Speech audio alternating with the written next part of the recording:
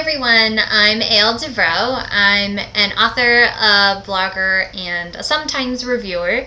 And today I'm reviewing a novel called The Guardian and the Dreamcrawler. It's a debut novel by a British author named S.L. Lewis. I first learned about this novel from S.L. himself after he approached me about becoming a featured author on my blog. After listening to his pitch, I thought the book had an interesting concept and I accepted it as a feature. Afterward, he sent me my own copy. It took me a little while to finish the book because of the holidays and the craziness that is life, but I'm finally done and I wanted to do a little bit of a review. So at first I was a little apprehensive, I admit, about reading this book because it's self-published and I've had some bad self-published reading experiences in my life, but this book actually surprised me. It does have the usual suspects in a self-published work. There's a couple typos and some bits that are very obviously British that took me a moment to kind of understand, but I really enjoyed the story overall, and I think it's actually very impressive for a book that hasn't been to an editor. If I had to pitch The Guardian and the Dreamcrawler, I'd call it a cross between Harry Potter and Buffy the Vampire Slayer. There are strong aspects of both, especially in the beginning. Overall, it's more of a boy Buffy situation than anything else in my mind, though there are some things that S.L. Lewis manages to do that make this book a little more emotionally engaging for the reader, and that's what I wanted to talk about in this review. The story is about a young man named Daniel Smith. Daniel is a wizard.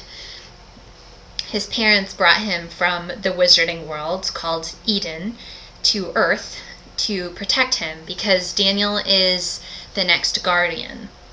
Basically what that means is that Daniel's going to save the wizarding world one day.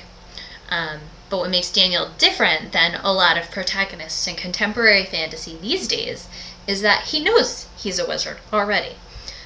While his parents haven't been able to hide the fact that he's a wizard from him, they try their absolute darndest to not only prevent him from practicing magic, but they're super stubborn about withholding the information from him that he is a guardian.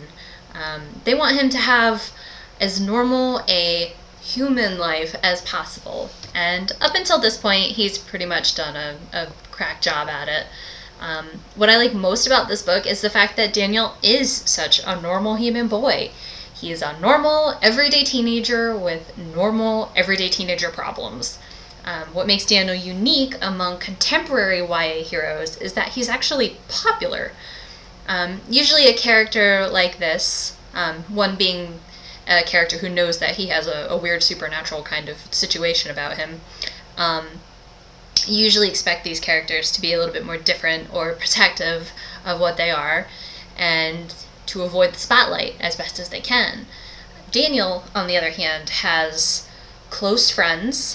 He has like this girl genius kind of friend and then a snarky rich boy conspiracy theorist, and he gets into all kinds of fun trouble with both of them. He goes out to clubs, he has popular girls who have crushes on him, he's a soccer star, he has a fairly normal nuclear family with a bratty little sister and a mom who probably makes way too many cookies.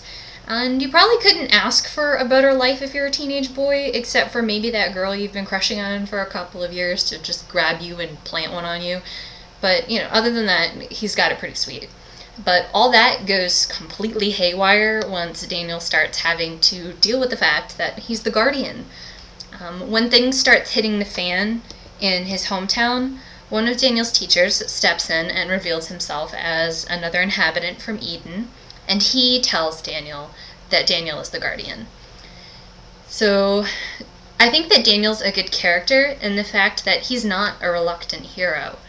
After learning that he is the guardian and finally getting his parents to admit that to him and to allow him to practice his wizarding, he starts training to be the salvation of the world. What makes his story so poignant is watching his fall from grace at the cost of saving humanity. After he learns about his role as the guardian, he has to start making very adult decisions and giving up his charmed life for the good of others. Daniel deals with the whole gamut of things that could possibly go wrong for a teenage boy in high school.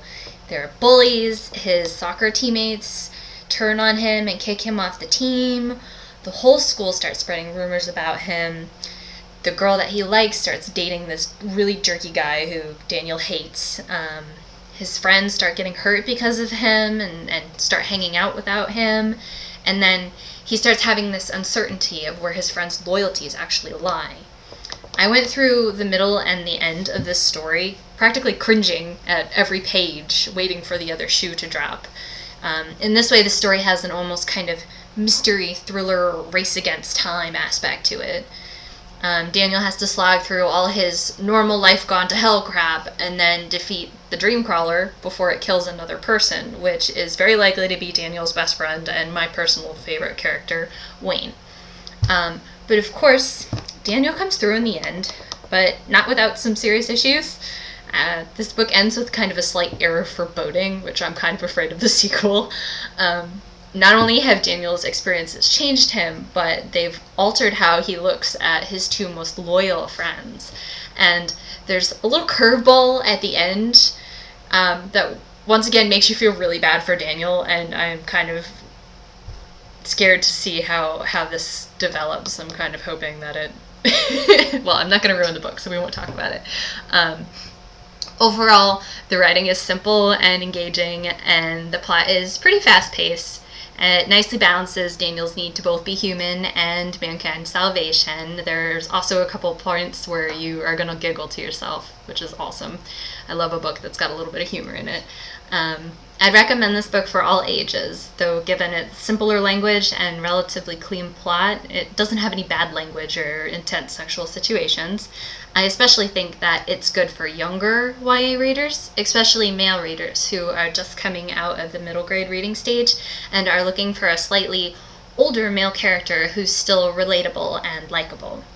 So that's my review for The Guardian and the Dreamcrawler by S.L. Lewis. I hope you go pick up your own copy today, and I hope you enjoy it as much as I did.